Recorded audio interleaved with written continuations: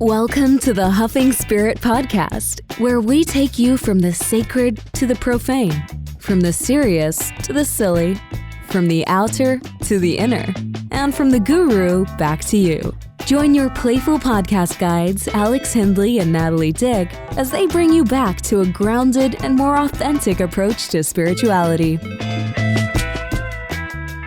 Welcome to Huffing Spirit. We're your partners in practice and play in the beautiful and weird world of spirituality. Welcome to the motherfucking cosmic tree fort. There we go.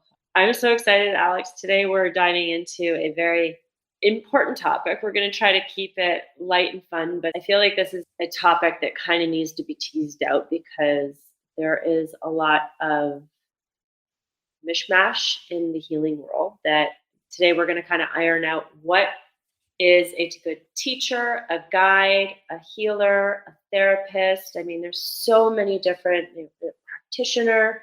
There's so many people out there helping, right? And a lot how might you find a teacher, what to look for? Yeah, it can be a very daunting task to find a good practitioner. And I've experienced this myself where I've been fortunate enough to stumble upon some of the greatest healers out there and practitioners who are full of integrity. But I've also come across some pretty shitty ones that are just out of alignment, not grounded, and completely out of integrity. So we're going to unpack that today. Yeah, that's where we're going. Okay. So why is this an important topic? Well, I think that, as we delve into spirituality or healing in general, whether it's, very traditional forms of healing, whether you're going to a therapist or, a Reiki guide or whatever, not everybody is working in integrity. And that is very apparent in both models, right? Even in traditional forms of healing, I've been to really phenomenal therapists who are traditional and cognitive talk therapy, but I've also been to horrible therapists who, should quote unquote be in integrity and they're not. And I've been to some really out there woo-woo healers that are just kind of floating around in different dimensions, just channeling information from wherever, and it's dangerous. But I've also been to some really woo-woo healers that are beautiful and grounded and have wield so much power in their abilities. So I think it's really good to kind of break down a good guide for people. Have you ever had any experiences good, bad, ugly? I've had way more good than I've had bad. I know, same with me, and I'm grateful for that. And it's hard too because, I'm trying to meet people where they are and understand that there are some bad people. But I would say overall, more people are trying to go and err on the side of helping and healing. But my why with this episode of why it's important is that arguably, I think people need more help than ever before today. Okay. Yes. So, people need to be able to know how to find a good guide and someone who knows who is doing the work to mitigate their own projections as well as transference, whether you're talking a psychodynamic level or you're talking an energetic practitioner level.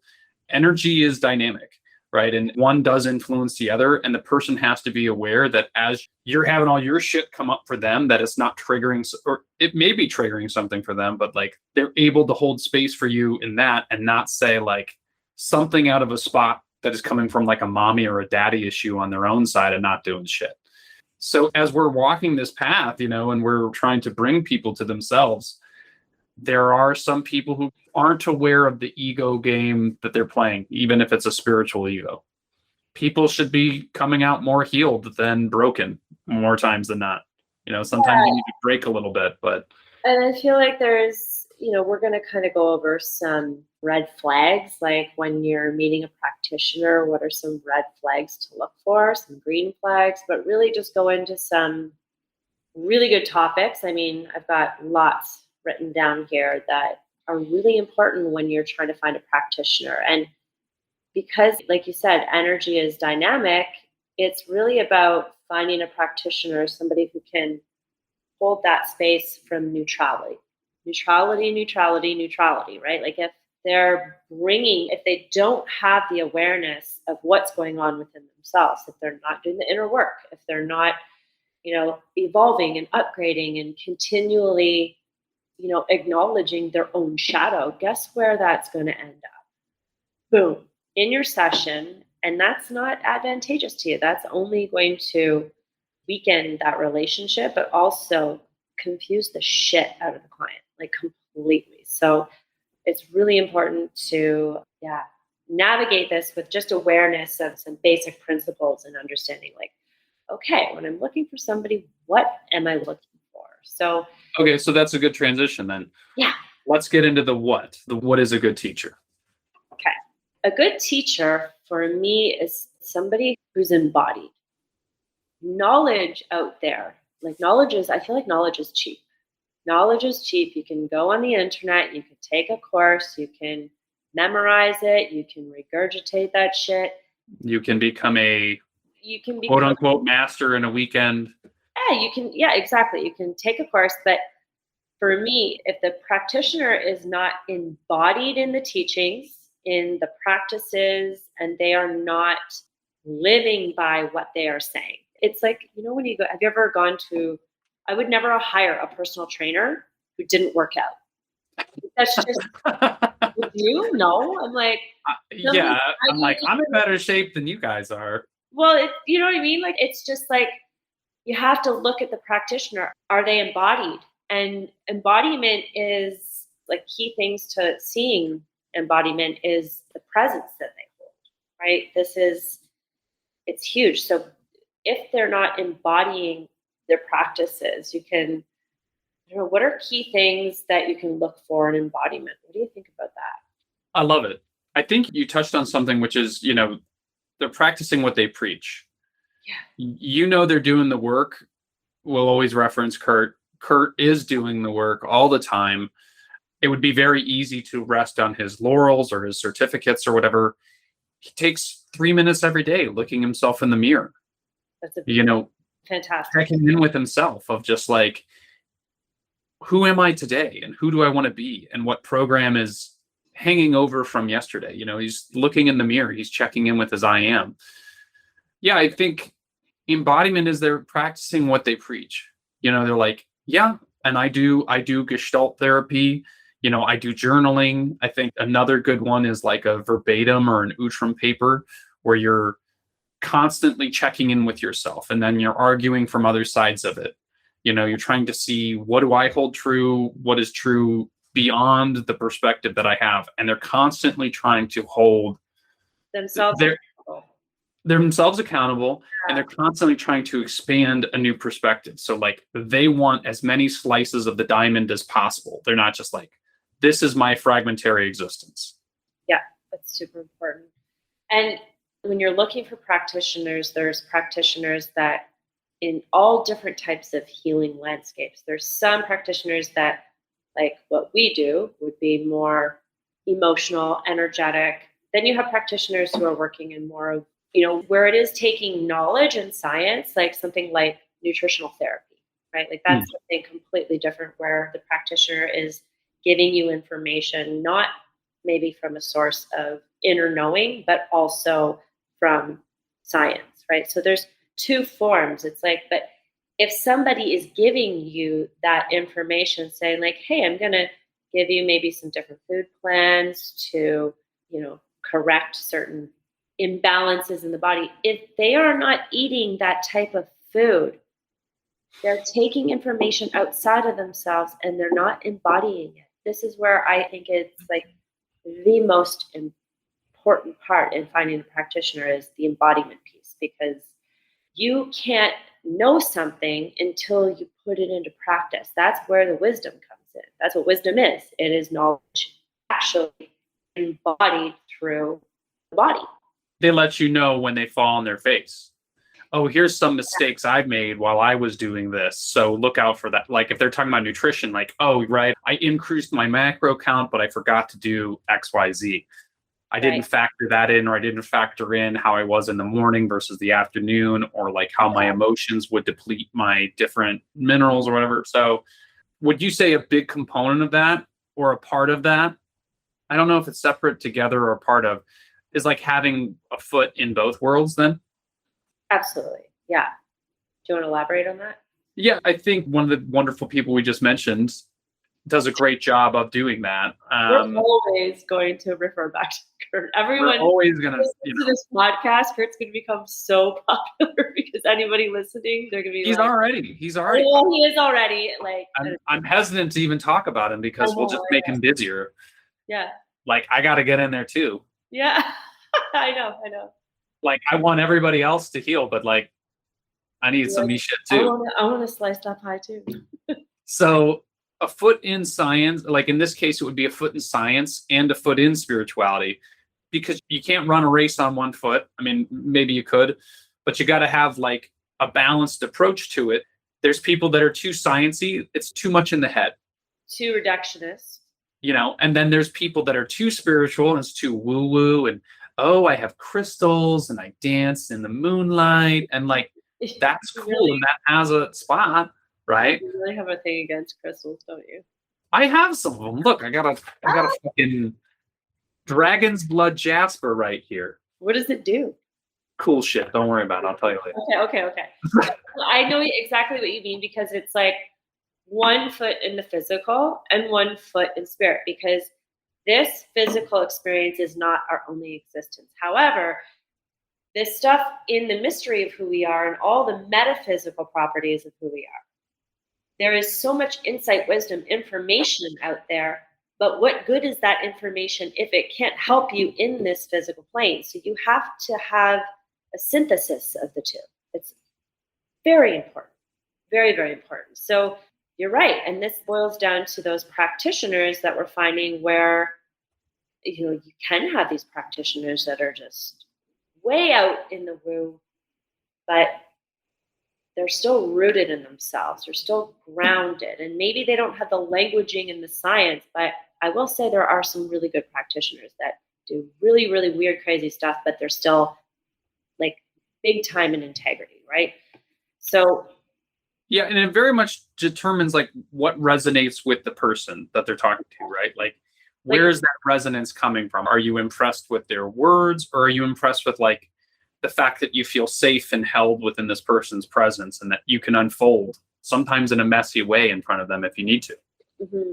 And what's also super true is that everyone's healing trajectory, or kind of like awakening, it happens in very different stages. For some people, it's the physical part. They're physically sick, and that's the body's way of saying like, hey, got some inner work to do, because it's all very much like interfacing and connected, right?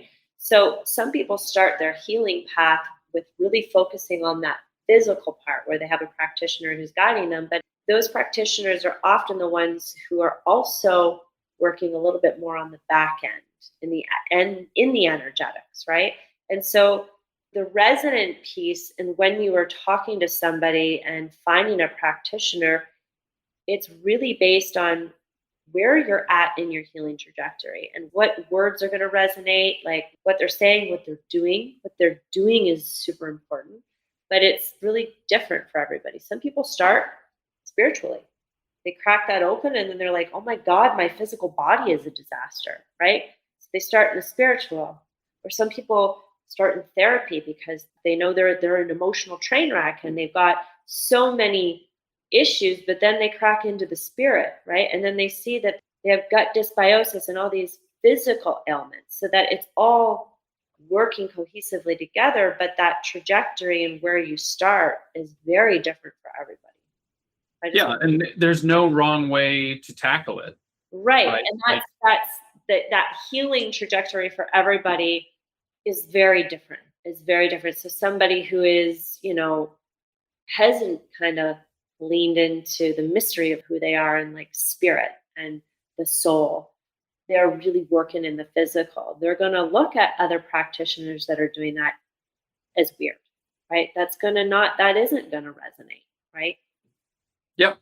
Yeah, I think it's a great point. Another thing I would bring up is they are constantly reminding you that you are your own teacher, you are your own guru, you're your own guide. that doesn't come with its own responsibility of doing your inner work. But the second that it starts to be like, look at me, I made the sun come up, versus like, no, you are the sun, you are the universe, you are this and that, you are the universe unfolding through you. They're truly doing it out of like service of truth and integrity and in love. And if you've had a weird background, you might not always be able to distinguish those. And there's narcissists. We all have narcissistic tendencies to a degree, but there's narcissists hiding everywhere. And that's, I think, a big thing for Natalie and I as we do this podcast is like, there's a lot of douchebaggery in the spirit game. Oh, yeah. And people don't realize they're projecting their ego. And spiritual ego is a big thing that people don't realize the damage they're doing. And I've been in sacred settings, where somebody will sit between a couple and they'll say, hey, do you want to talk about your shit? And the couple's like, what? Like, I mean, such a bad projection. Right? It's not hard. They think that they're psychically advanced, but in actuality, like, every couple has shit. You have shit with like everybody you interact with. So it's not like you're that like this fucking spiritual wonderkin to be like, tell me about your stuff. How did they know? It's like if you saw a psychic, oh, you're probably having an issue with something. How did they know? Yeah. Or so I'm going to like state red flag number 1. Do not work with somebody who projects onto and tells you they're a healer, who contacts you to tell you that they're a healer and they're going to help you. When they kind of insert themselves before you even ask for help, that is like the biggest red flag. When somebody is just offering advice that is so not asked for. Biggest red flag ever. It's a high level of mastery for the practitioner or the guide, like, I don't want to say healer after you just said that, but like for that person to allow you to unfold at your own pace and not rush it. Because as you work with I could tell you consciously right now that you have a problem, but mentally it makes a barrier. So you have to work subconsciously and you have to work subtly, whether you're talking energetically or whatever. So their conscious mind is eager to show, I know what I'm doing. Look at me. Look at how great I am. Yeah, it's coming from the ego. It's coming from the head. It's coming from, I have this knowledge and I'm going to fix you and I am the good. It's that type of energy. So as soon as somebody is offering unsolicited advice, first of all, that, boom, red flag.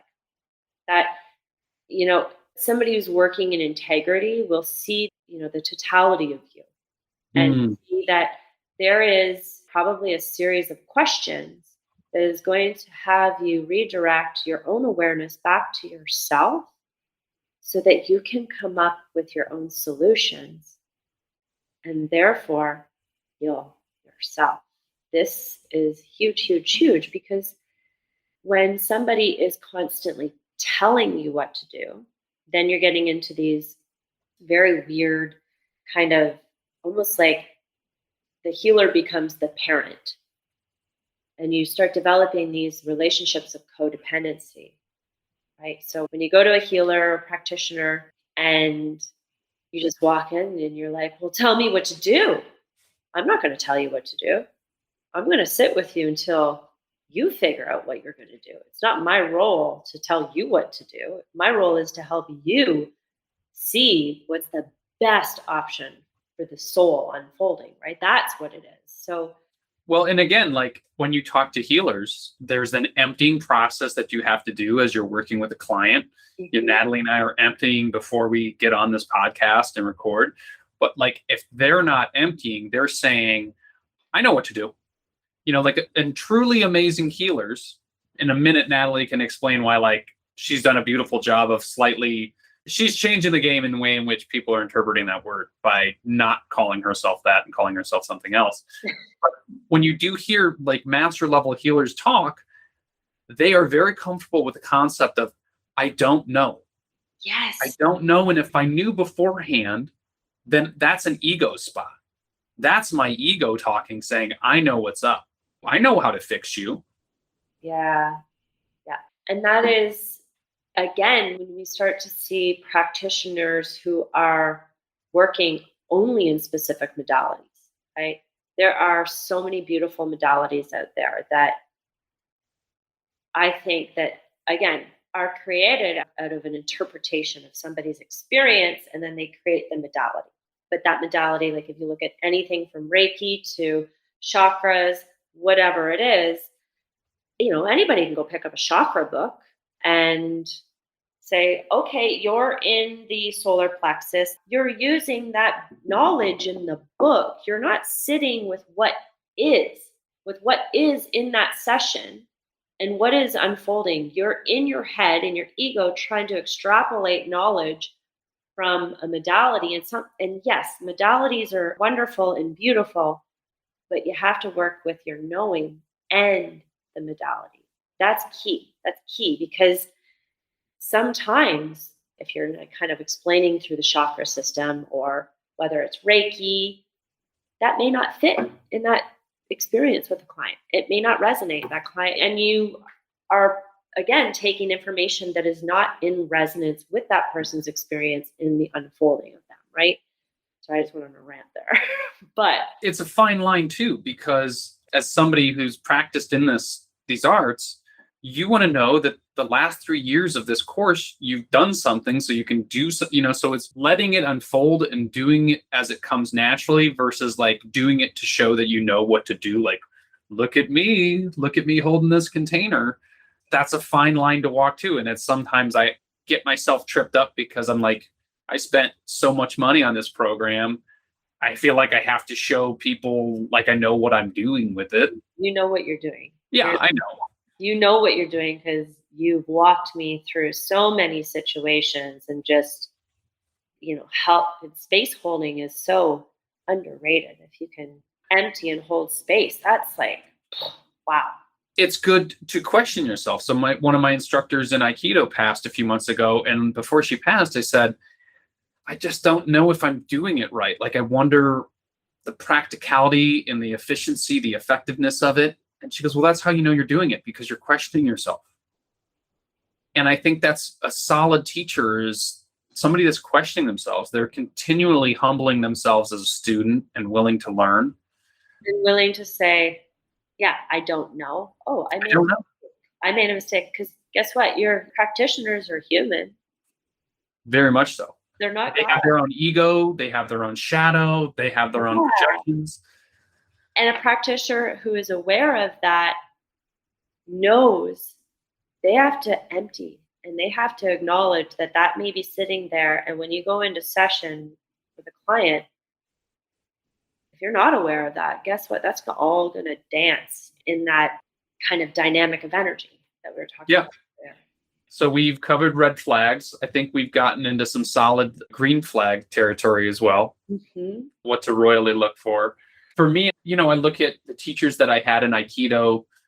I look at my teachers in plant medicine and the healing arts, my parents and my grandparents.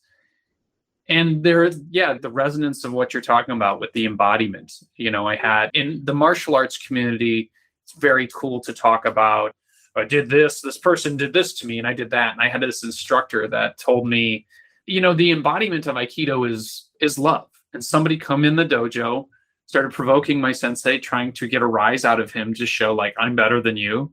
And he has a 2-hour debate with the guy, and of being like, he's in the Black Belt Hall of Fame. And he like could have lit this dude up if he wanted to, if he was provoked. It's not the style that we practice by any means. And after 2 hours of hearing where the guy was, he gave him a hug and sent him on his way. Yeah. It's like, that's the embodiment. But they have different styles. There is an embodiment. I had another teacher that always came from a loving spot, wouldn't necessarily tell you something personally bad about yourself, but she would be very firm with you if you were doing something wrong. Okay, yeah. But let's crack that topic open, because sometimes people think healers everything should be like love and easy breezy, and I'm going to hold your hand, and I'm like, oh no, honey.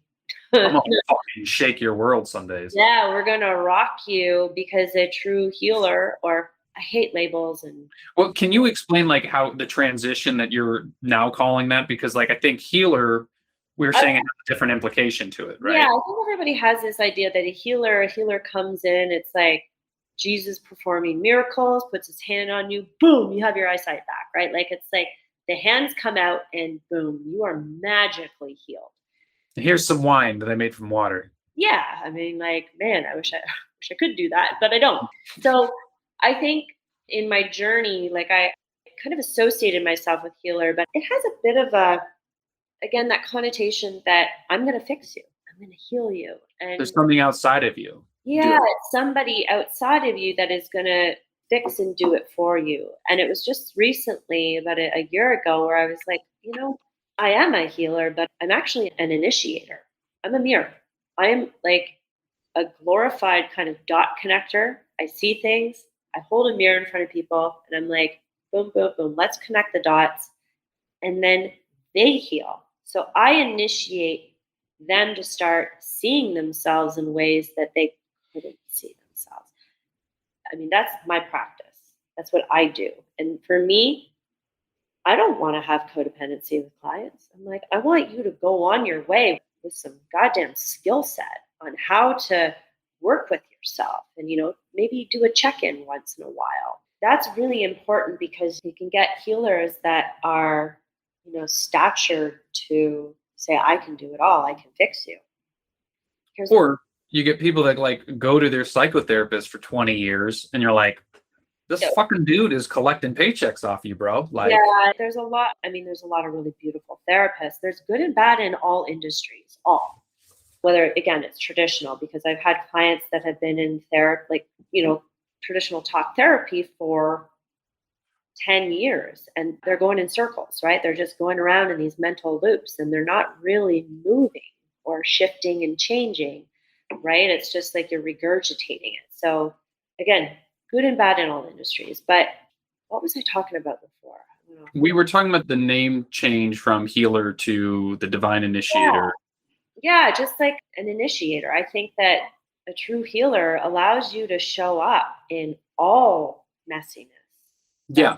I want to see the good, the bad, the ugly, the cringy. They're holding the container, the space for you to go through this process where you can go through the range of emotions or the range of feelings that you might not feel that you can normally express. Yes. And they're still saying, when it's done, I'm still going to look at you as like an infinite being of love and light. And sure, it's honestly, it's like such a privilege to see people on all those different levels. Like, it's to see their light and dark. And I don't want to imply that like shadow is bad, but like you show them your light and your dark. It is such a privilege to hold somebody in a container and they move through some of the deepest, darkest shit that they didn't even know was there. And you're just holding them in safety. That is, that's key. Like, that container has to be safe. If there are leaks, holes, or, if your shit is in that container with them, it's murky. Well, and I think container is a wonderful, cool topic for a whole other day. But I love that. I had somebody talk about the importance of making the client feel comfortable. And even like, sometimes you go to a massage and they're just like, they're playing that standard like Enya music. And you're almost like, there's some part of me where I feel like I should be making fun of this. But the guy was like, yeah, whenever I'm with somebody, is it too hot in here? Is it too cold in here? Is this, what's making you feel comfortable? Do you like this music? Do you not, how do you put the person at ease so that they can get into it and unfold? And I think that's a component of it, is like, you find these people that see you as you are and accept you where you presently stand. People can feel when there's not authentic, like, acceptance. They feel that, and that's what makes it unsafe. Yeah. If you feel like you're in a session where, there's judgment, where they are kind of overstepping and maybe invalidating your experience, the big red flag, right? There was another red flag that our friend Anthony brought up of like, there are some practitioners that work with sexual energy, and we might actually have some of them on the podcast eventually, and they do an amazing, phenomenal job. But there are others that they have a weird policy where they let themselves intermingle with their patients. I'm not talking like working with energy remotely or, like from a few inches away. I'm talking like, oh, we're going to lay in bed together. You look at like some of these weird gurus or these cults or whatever. Those are red flags right there. All of those are red flags. Red Yeah. flag, right? Like, and especially because there's so much trauma around sex to begin with. yeah. The idea that you're contaminating this healing environment with the sexual energy. And it's not that sexual energy isn't important and can't transmute a lot of wonderful things, but there has to be somebody there that really works that line, preferably not sleeping with clients. Yeah, that's a very dangerous line. I would say that is one of the most out of integrity, like dangerous moves, that you are really cutting off any integrity in a session whatsoever. And if you're using, even unconsciously, if a practitioner is using that sexual energy because unconscious or the shadow comes in, if you're not aware, right? This is why constantly checking in, that transference can happen. They're also in a position of power. Yeah. Right. Mm-hmm. And my mom told me, she went to see somebody like a shrink, a psychologist, when I think she was by her third or fourth kid, that would have been like my brother or myself. And then like it was in the thing to talk about. And somebody in the company like outed her for like seeing a psychologist, and it made it sound like she was crazy. So there's the stigma around that. But like my mom later tells me like, yeah, she's in session with a guy, and the guy is like, do you have any sexual fantasies about me? Oh God. Yeah. And like, I can understand sexual fantasies from like a Jungian perspective. If you're saying like dream analysis, you're just talking about integrating some aspect of yourself projected onto that other person. But to blatantly come out and be like, oh, that's, yeah. The whole, there are horrific stories of power, the misuse and abuse of power in healing modalities. And I've even personally been in situations like in massage where there has been inappropriate uses of power and I can feel it. I'm like, nope. But when that practitioners have to be very careful, because sometimes clients will, again, that transference, they sometimes can idolize their therapist or their healer or the practitioner. And it is like practitioners' due diligence to recognize that immediately and nip that in the butt. I think that is one of the most disgusting abuses of power in this industry. And you see it in yoga, you see it in all sorts of different types of situations. Tantric sex, there's different cults where, I've had a friend of a friend who got involved in a cult that was. How do you find a good cult? What's a determination? Red flags, green flags for good cult, bad cult. There is no good cult. When it's a cult, that's a red flag, right? When it's a beautiful community that is based on individuation and sovereignty, that's a green flag. When it is do what I say, collective, when it becomes dogmatic, you're starting to get into this like religious dogmatic feel. And I would also say, if you're going to join a cult or a sex club, make sure they have a good buffet at the end of it.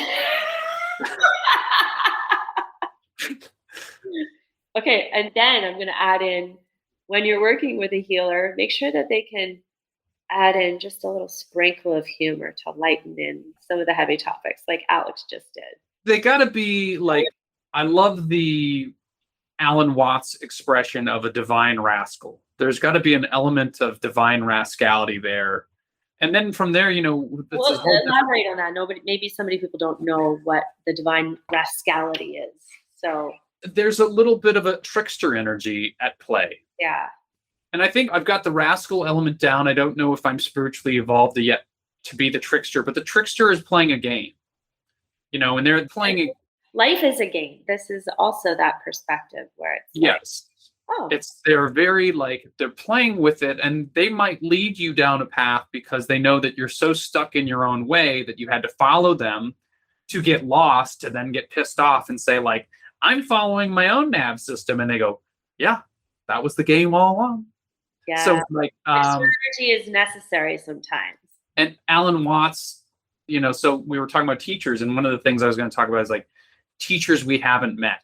And I look at like Ram Dass or Alan Watts like that online, and many other people too that I listen to. But the one thing that I loved Alan Watts saying that always sticks with me is these people present themselves to the guru, and the guru gives them loving eyes, and they go, oh, they see me and my whole and my essence, and they understand me, and they're so wise and they're so intelligent. And the guru is smiling because the guru says, the guru, from an Indian perspective, a Hindu perspective, would say like, we're all elements of God. Yeah. So the guru is smiling and goes, wow, you've really done it this time. You really think you're one of them. There you go. You really forgot that you're God this time. And that's kind of the divine trickster at play, is like, you're laughing, holding space. And I mean, Kurt could teach a master class for a million fucking things. And this is one of them, right? Like, you go on your path. He goes, oh, okay. Tell me about that path. Tell me why that's interesting to you. Oh, this sounds cool. That site looks wonderful. You go along the path, and then you get back to Kurt, and you're like, how did that work out for you? That is the element of, I think, when you get into more of the spiritual healing and counseling with clients, and you're not working with really heavy, intense stuff, there is a time and space to interject the silliness of this life's journey and how we take it so serious. And sometimes that little sprinkle of humor allows the whole energy field to go. And it's just like, it lets things go.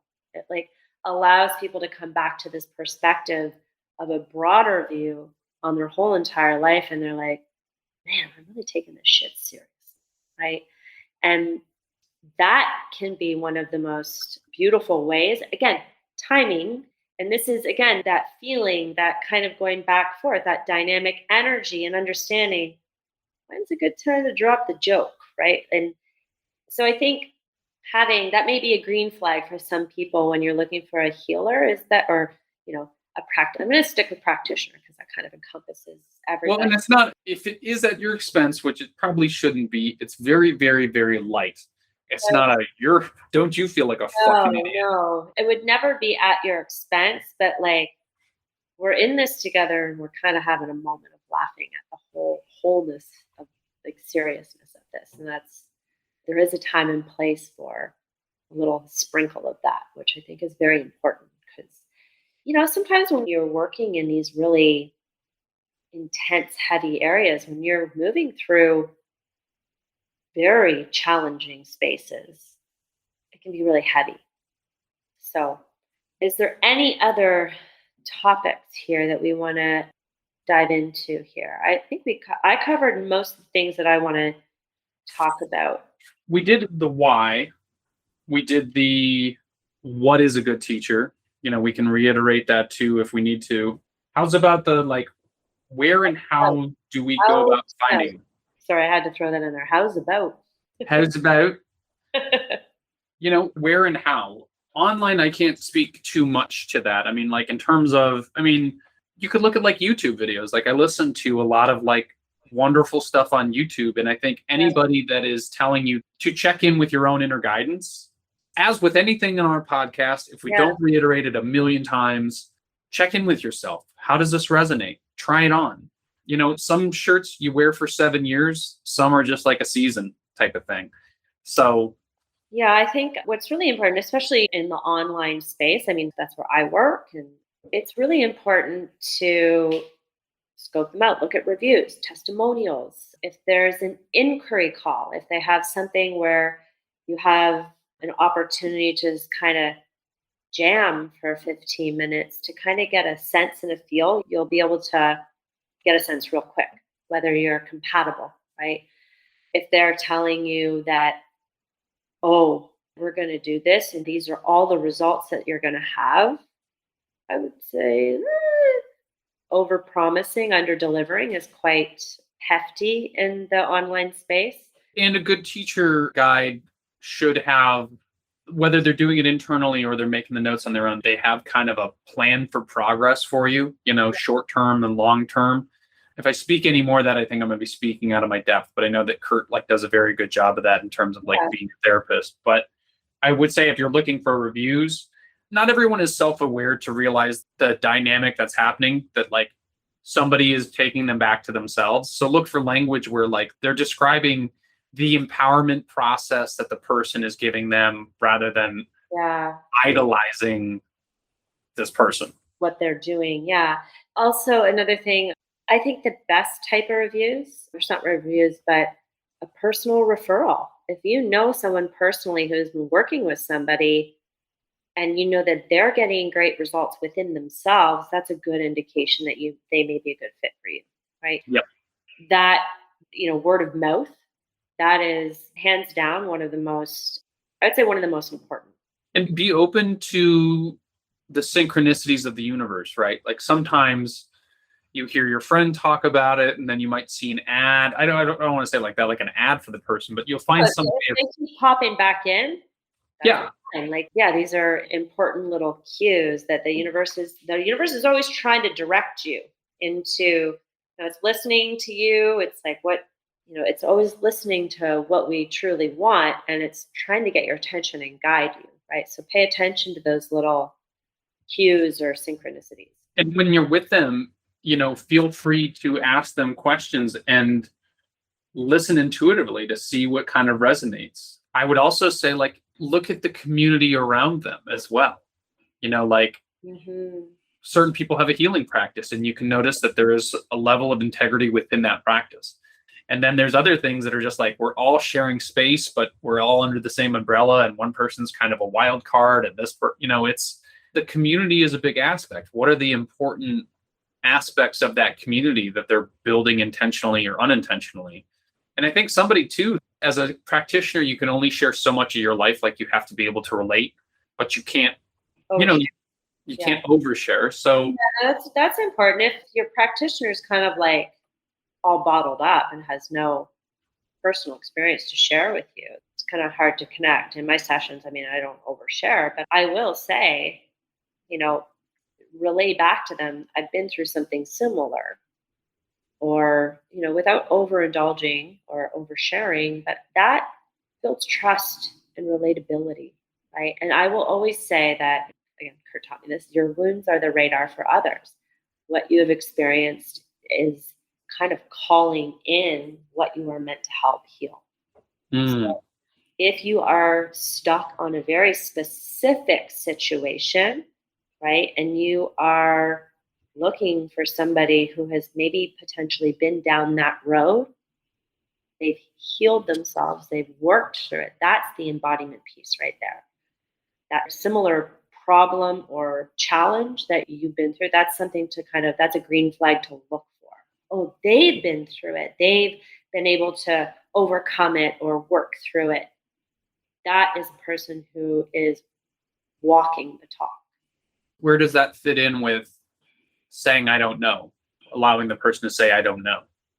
Well, I think that, we don't know everything. You can here's a good one. I love it when people say, that's out of my scope of practice. I will say, I'm not a therapist. I'm trauma informed. I'm not a trauma therapist. But when somebody comes to me, I recognize that there is a challenge that is beyond what I am trained for. I don't take that on. I will send them to somebody who can handle that. Somebody who has psychosis, that's not my expertise. I'm not working with that. Somebody who is dealing with really heavy set depression, out of my scope of practice. I'm not trained for that. Clinical setting, I have referral. I have practitioners that I refer to, different therapists and things like her being one of them. And that if you have practitioner who is saying, oh, I can do that. No, I can help you to a certain level. But if you need more help, that's more hands-on in a very different modality, you got to go that route. Yeah. In terms of trauma, I myself am very as you said, trauma informed, but to a degree that I have a kit with some bandages and some rubbing alcohol. I'm not a fucking triage specialist, right? No, Oh, I've got some stuff where I can't show up at work, and okay, cool, let's get into that little Band-Aid. But if you're like, yeah, and then, this happened, and, everybody in my family has cancer and blah, blah, blah, blah, blah, like, that's a different level. And there are very extreme cases of healing, which is not meant for some practitioners, right? And some are better in a group dynamic. Yeah, exactly. So it's when a practitioner says, I don't know, and is willing to say, I don't know, I can't help you with that, that is actually doing you a service. Mm-hmm. Because they're not coming from ego. Yeah, they're not coming from ego. They're saying, you know what, this is out of my scope of practice. I've worked with people who have been traumatized, but I've also, in working with them, I've worked alongside their other practitioners. So I'm helping in the energetics, and they're getting, more traditional help in this way. So that's always in line. But for somebody who comes to me with psychosis, that I don't know how to deal with that. That's not my way out of my scope of practice. Yeah. I send those people to Kurt.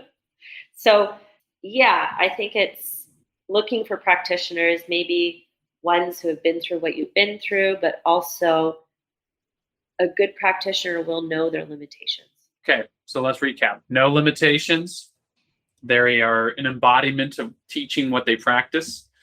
They can work with transference and projections and be from a neutral standpoint. Neutrality. They have to empty. They're very self-aware of their own inner workings and not bringing that into session. They see the totality of you. I would also offer, they give you homework to do. Yes. Yep. That's big. It's not, just show up to session, talk things through, do the energy work, whatever it is, and then bye, see you next week. There's usually, this is what you need to work on. And gentle parts. There's got to be integration. Integration's key. Yes. If you don't have somebody who's going to work on integrating that information, then all that knowledge just is kind of sitting in the surface, and you're not going to embody it yourself. They have to teach you embodiment. I mean, any practitioner that's a red flag that has any form of like abuse structure, where they're abusing their power, any sexual misconduct in the session, any invalidating of your experience, gaslighting, these are all like extreme cases in what not to look for in a practitioner, but they exist, right? You can feel when somebody's in their ego, when they are not listening to you and they are in their head waiting for you to finish so that they can talk about what you're supposed to do, versus being heart-centered, connected versus head. That's big. Yeah. Yeah, it's kind of like they're in their agenda. They have an agenda for you, but it's not about you. It's their agenda. That's a red flag. They're spacious to allow you to unfold where you need to. They ask you the right questions to guide you, to get you back to you, to get you thinking. Sometimes they have to do stuff. Your energy systems are so heavily overlapped. They have to do stuff to get you out of your head. They know how to shake it up. Yeah. Shake you up, but gently in a safe way. That's key, right? Safety in session, somebody who is, mirroring back to you parts of yourself and always asking, how do you feel? Does that resonate? Like that's important. When they're asking, how are you in this session? What are you feeling? Talk to me. They're just like laser beaming information at you. It's like, oh, they're not really taking it. There's no reciprocity of energy. There's no kind of mingling back and forth, right? I think that's it. I think we got kind of the basics. I'm sure more will come up, but I think that is. Yeah, this might be something we come back towards again. Yeah, but I think that's a good, solid foundation in working with a practitioner who is coming from integrity and heart and unconditional love. That's huge. Well said. Yeah. Integrity, unconditional love, and the sacredness of your own journey. Very, very. Can't get any better than that. Beautiful said. All right. Beautiful. So until we meet again, thanks for listening. Thanks for listening to this episode of the Huffing Spirit Podcast. Remember, you are your own teacher. Take what resonates and leave the rest. For more info, follow us on Instagram at Huffing Spirit Podcast and subscribe on Spotify or iTunes. Bye for now.